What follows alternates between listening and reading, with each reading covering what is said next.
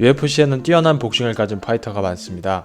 이들 중 최근 가장 독보적인 퍼포먼스를 보여주는 파이터는 역시 일리아 토프리아인데요. 토프리아 복싱은 다른 UFC 선수들의 복싱과 뚜렷하게 차별되는 부분이 있습니다.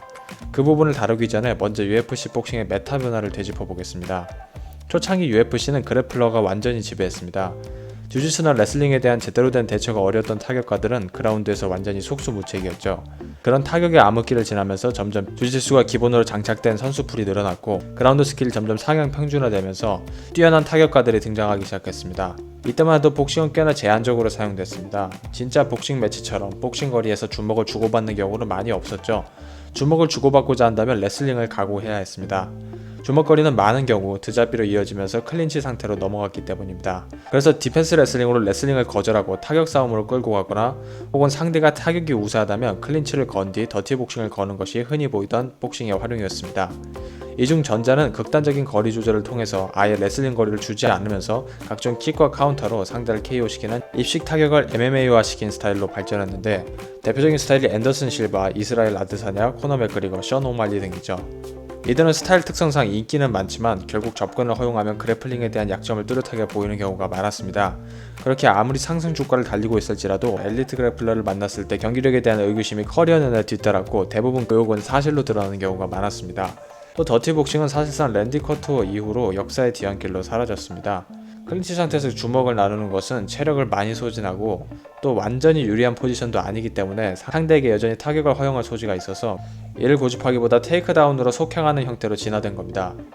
복싱은 UFC에서 크게 볼 때 이러한 두 갈래에서 활용이 되었다고 볼 수 있겠습니다. 레슬링을 아예 피하거나 혹은 레슬링에다가 복싱을 얻는 식이었죠. 하지만 전자는 복싱이라기보다는 킥복싱에 가깝고 후자는 레슬링에 더 가까웠습니다. 그러던 중 타격에서 점차 복싱의 중요도가 점점 더 부각이 되기 시작하는데요. 그런 완전히 복싱이라는 스포츠 그 자체의 느낌을 내는 선수들은 많지 않았습니다. 한 예로 더스틴 포일에는 뛰어난 복싱을 가지고 있지만 헤드 무브먼트 중 뒤통수에 주먹이 걸려서 KO를 당하는 등 불안정함을 느낀 이후로는 더킹이나 위빙을 줄이고 현대 복싱에서는 잘 쓰지 않는 엘보우 가드를 올리면서 가드로 상대 공격을 받아내는 식으로 스타일을 발전시켰고 패트리아는 복싱 링보다도 훨씬 더 큰 공간인 옥타곤에서 공간을 빠르게 좁히기 위해서 쉬프팅을 사용하지만 이 역시 현대 복싱에서는 잘 보이지 않는 동작입니다. 션 스트링랜드는 가드는 필리셜이지만 멀리서 오는 킥을 체크하기 위해서 스탠스가 좁고 대부분의 공격들을 푸더크나 헤드 무브먼트로 피하는 게 아니라 팔을 뻗어서 막죠. 토프리아 이전의 선수들 중에서 그나마 현대 복싱과 제일 비슷한 느낌을 내는 유명 선수는 코디 가브란트 정도였습니다. 빠른 속도의 카운터, 쇼맨십이 프로복싱의 쇼버터들을 연상케 했습니다. 하지만 가브란트는 다른 스킬들이 여러모로 부족했기 때문에 연이은 부진으로 한때 챔피언이었다는 것이 믿기지 않을 정도로 끊임없는 수렁으로 떨어지고 있죠. 즉 UFC에서 복싱이 갈수록 중요도가 부각되고 있다고는 하지만 이는 보통 작은 글러브, 큰 경기장, 레슬링과 킥의 존재 등 MMA 환경에 맞춰서 변형된 복싱일 뿐 현대 프로복싱의 모습이 그대로 구현되는 경우는 별로 없었습니다. 그게 비슷하게 구현이 된다고 할지라도 되게 좋은 결과로 이어지지 않았습니다.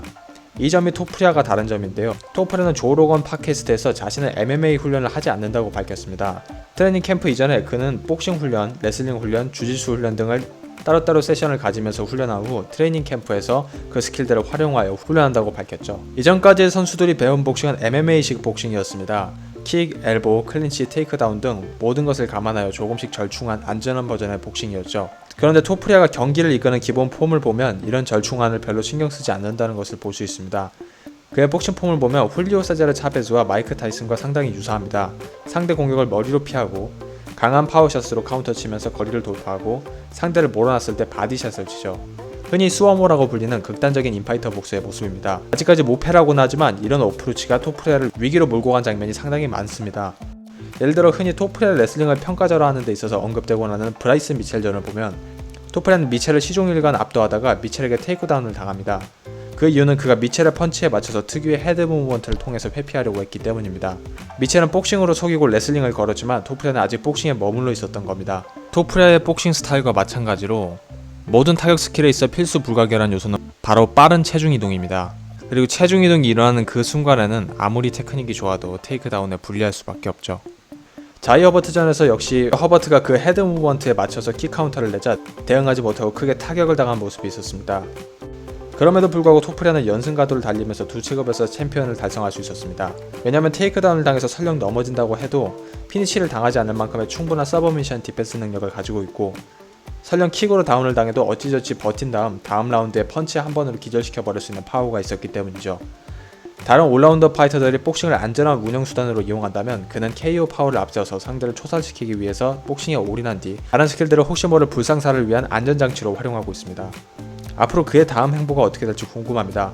그가 계속해서 이러한 리스키한 방식으로 성공을 해낸다면 MMA 메타의 변화를 궁극적으로 가져오지 않을까 생각이 듭니다.